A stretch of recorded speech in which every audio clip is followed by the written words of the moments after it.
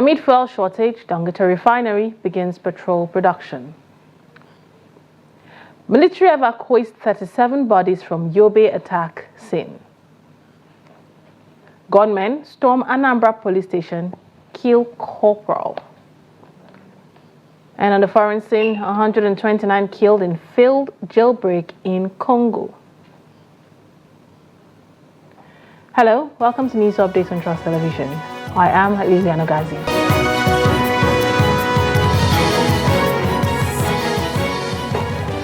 And now to the news.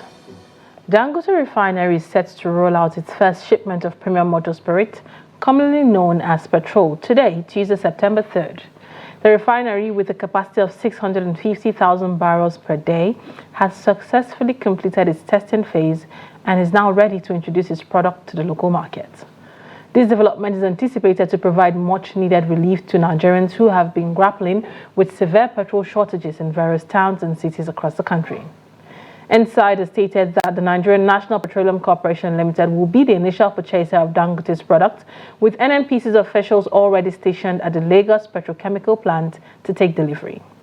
The CEO of the refinery, Aliko Dangote, is present at the plant today to witness the grand unveiling of the petroleum product following months of delays and glitches. And I hope this refinery will actually change the entire dynamics, not only in Nigeria, but in sub-Saharan Africa. The capacity that we have will not only meet up with the Nigeria's demand, will meet up the demand of the sub-Saharan Africa at least. So we thank you very much for your support. We will now take you. You can see that this is the sample.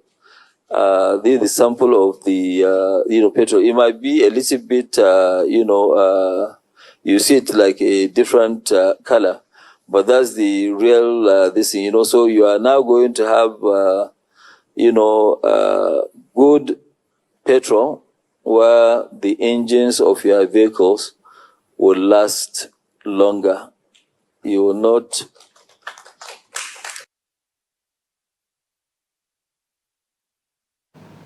Meanwhile, the federal government has denied a report that the Ministry of Petroleum Resources have ordered the Nigerian National Petroleum Limited to sell fuel at 1,000 naira per litre. In a statement signed by the Special Advisor, Media and Communication to the Minister for Petroleum Resources, Nnemeka Okafor, on Tuesday, the federal government declared that the report was ill-conceived to sow seed of discord and confusion in the oil industry. The report claimed that Lokobiri gave the NNPCL the directive. The minister stressed that the federal government had never interfered with petroleum pricing with the NNPCL. And now to issues bordering on insecurity. The corpses of 34 villagers killed by Boko Haram insurgents at Mafa town have been evacuated by the military last night. The evacuation remains of the victims were deposited at the Babangida General Hospital ahead of mass burial today. Yobe State Deputy Governor Idi Barde Gubana will lead top government officials to attend the burial at Babangida Emir's Palace, the headquarters of Tamuwa local governments. Reports said that at least 87 people were killed by the insurgents. Troops of the Nigerian Army, in collaboration with other security agencies, have arrested no fewer than 15 individuals allegedly supplying arms and logistics to terrorists in Taraba, Kaduna, and Yobe State.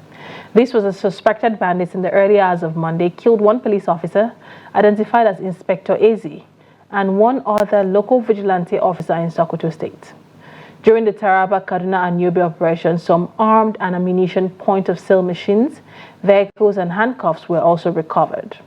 According to a statement posted on X on Monday, the Army said 5 of the suspects were arrested in Taraba State. The service said troops recovered 3 AK-47 rifles, 2 fabricated rifles, 2 single-barrel guns, and 2 Dane guns, among others, during the operation.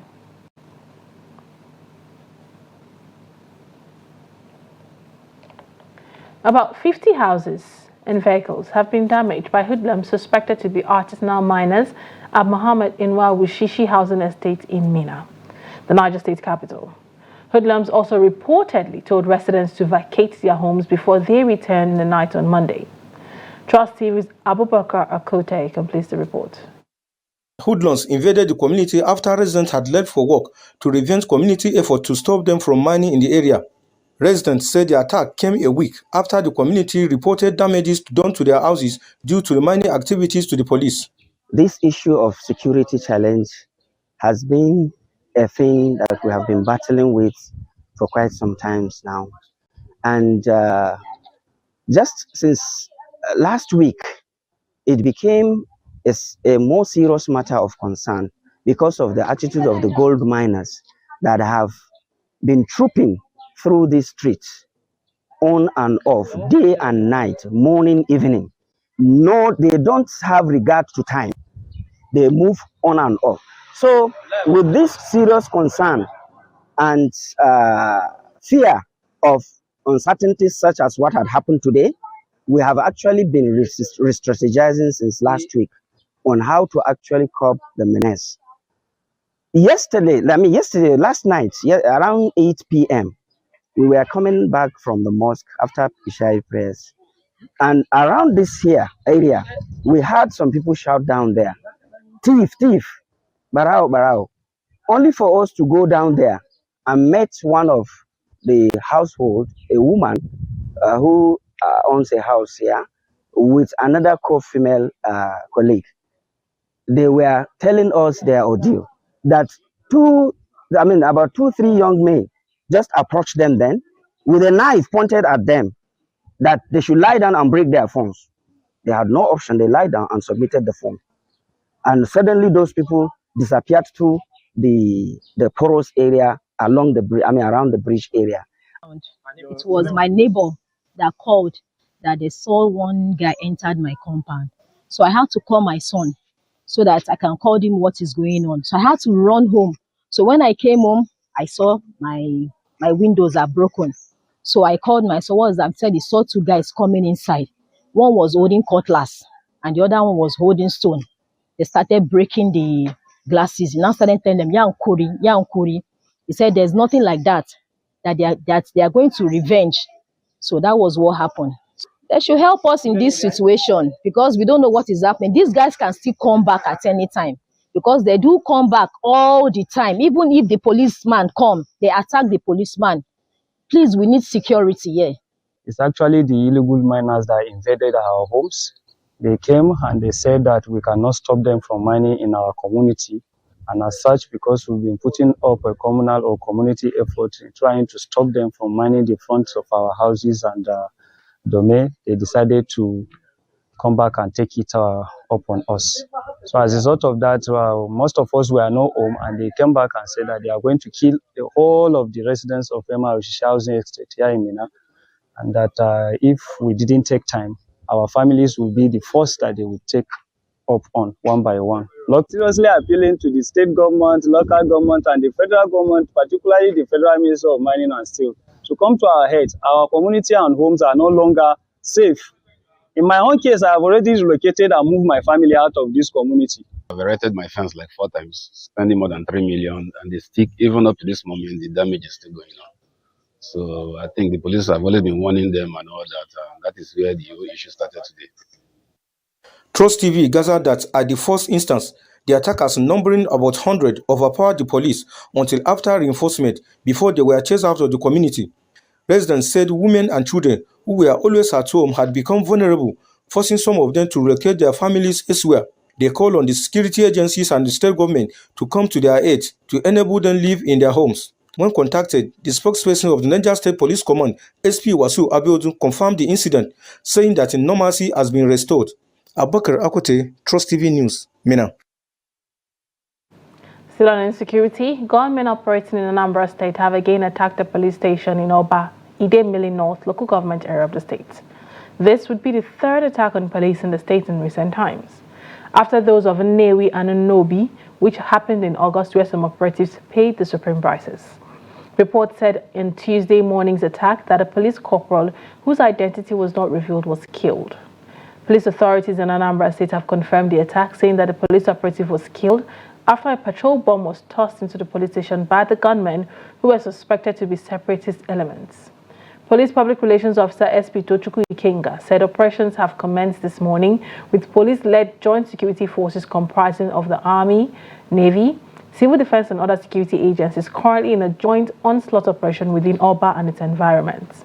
He said the Commissioner of Police, CP Nge Obono Itam, described the attack as invasion of security facilities and hostility towards security agents and as an attack on the soul of a nation.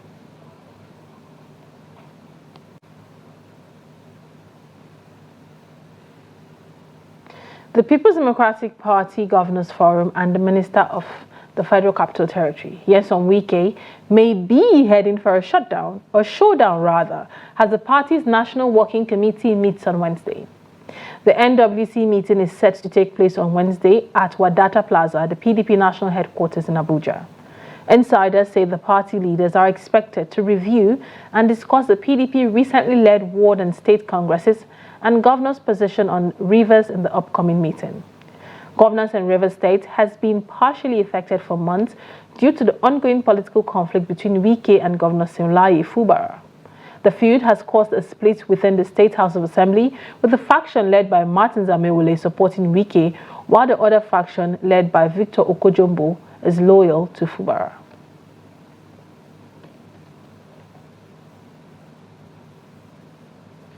A member of the House of Representatives and member of the People's Democratic Party, Gochinyere Ikenga, has called on the party to take decisive action to curtail the excesses of the Nyesom Wike and the Minister of the Federal Capital Territory. The PDP stakeholder cautioned the party against compromising its philosophy and constitution. Who started quarrel with Sheriff when they were shooting canisters in Port Harcourt at the convention? You. It ended in commotion, remember? We all went to court. Part of that court I went. I was the one that secured it. I went to court. I secured the injunction, the court judgment that nullifies Sheriff chairmanship and quest to hold on to power. I have stake. I know this journey very well.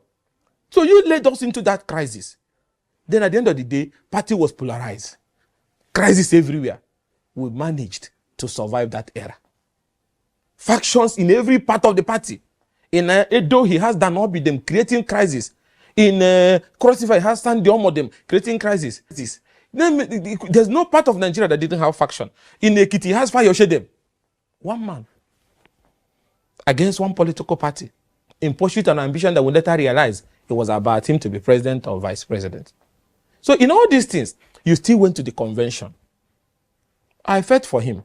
But truth, if you're a Democrat, he was defeated. To God who made me. We lost.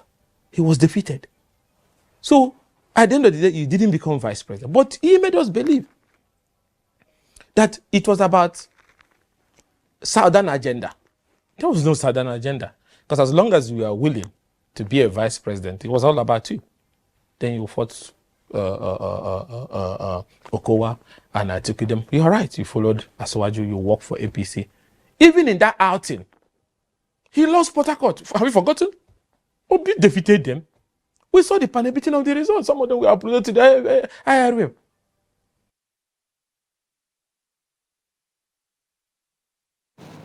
This is news updates coming to you from Trust Television. Coming up, cartoonist shares creative ways of teaching children through cartoons.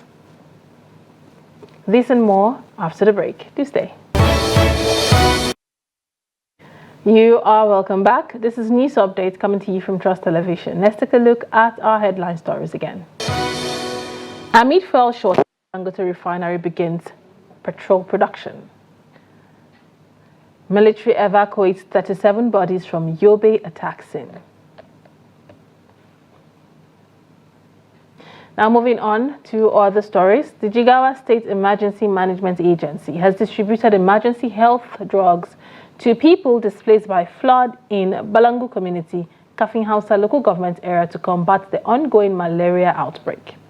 A pharmacist, Mohammed Ghana, an indigenous of Balangu, assessed the situation and utilized the Balangu Forum platform to seek intervention from various organizations. The drugs, specifically designed for malaria treatment, including artemether and lumefantrine tablets, malaria rapid test kits, sharp collectors, and disposal bags, Executive Secretary of GESEMA, Haruna Mariga, commended the Balangu Forum's efforts in facilitating the provision of medical kits. He stated that the supplies will enable healthcare workers to effectively treat and diagnose malaria cases, reducing the risk of complications and fatalities. The flood affected over 2,000 families in Balangu, displacing about 400 people, destroying houses, farmlands, and properties worth millions of naira. Balangu IDP to deliver some of the medication. Philanthropists organize and buy the drug, so that we went to give them the drug and to see how the camp is being managed. Okay. His Excellency, before he travels, he gave us a message that we have to make sure that the camps are well treated. Food was supplied. There is good water, good drinking water in the schools, and there is also clinics to take care of patients. When this flood disaster happened, I came and assessed the situation. I assessed all their needs, and I also interacted with a forum we have here, which I use as a platform to request for donation from various organizations and individuals. Luckily, some of the institutions responded, like GPAM, Jigawa State. They donated some drug items worth 100,000 to us.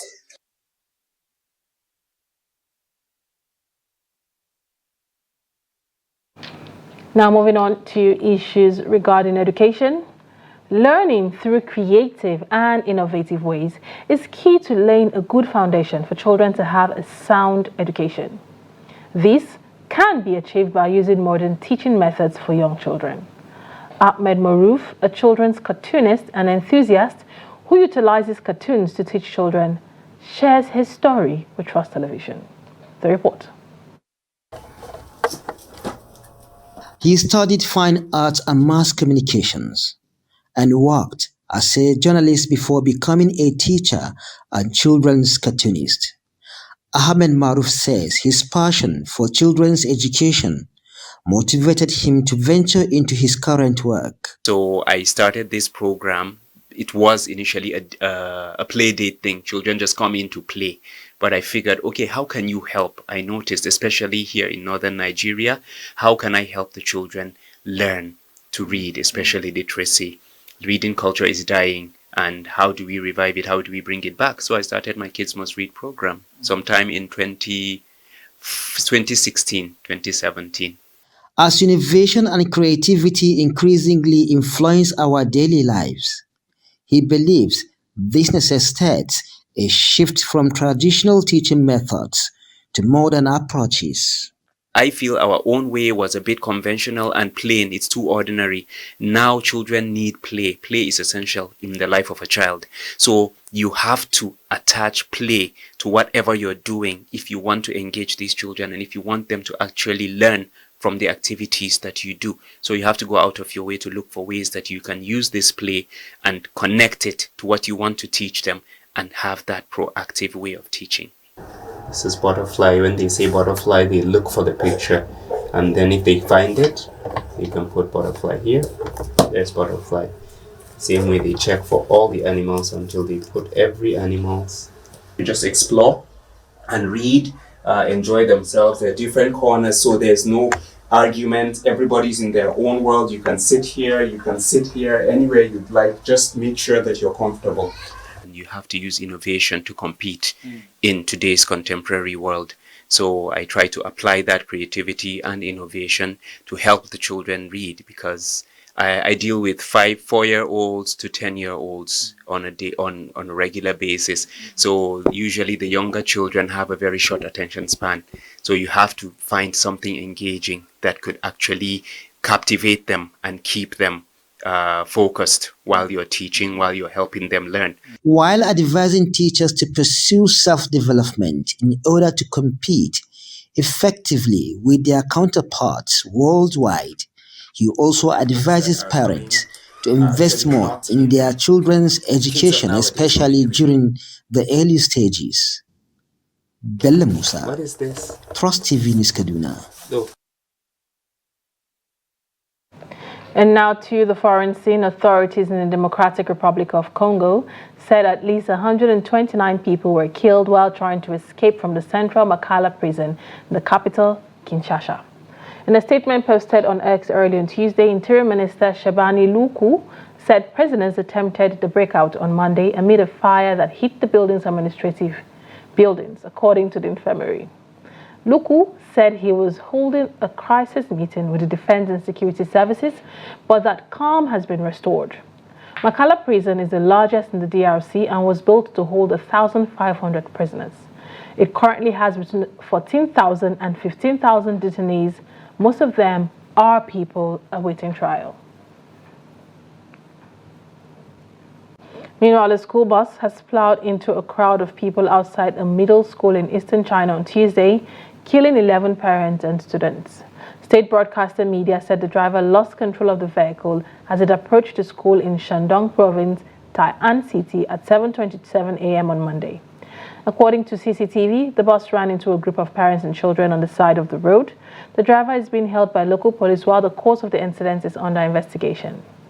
Many public schools in China reopened for the new academic year this week. And in sports, Victor Osimhen was greeted by thousands of Galatasaray supporters in Istanbul on Tuesday morning, following his arrival to complete his loan move from Napoli. Osimhen was frozen out of the Napoli squad after failing to secure a move on transfer deadline day. The Nigerian international will join Galatasaray on a season-long loan deal. The Turkish Super League will cover his entire £10 million salary. The 25-year-old also insisted on a break clause, which will allow him to join another club permanently for £75 million in January. Osimhen joined Napoli from Lille in September 2020 for £79 million, scoring 76 goals with 18 assists in the 133 games. With that, we've come to the end of news updates here on Trust Television. Do well to follow us across all our social media platforms for more news, more programs, more documentaries, and live productions. Thanks for watching. My name is Lydia Nogazi. Bye for now.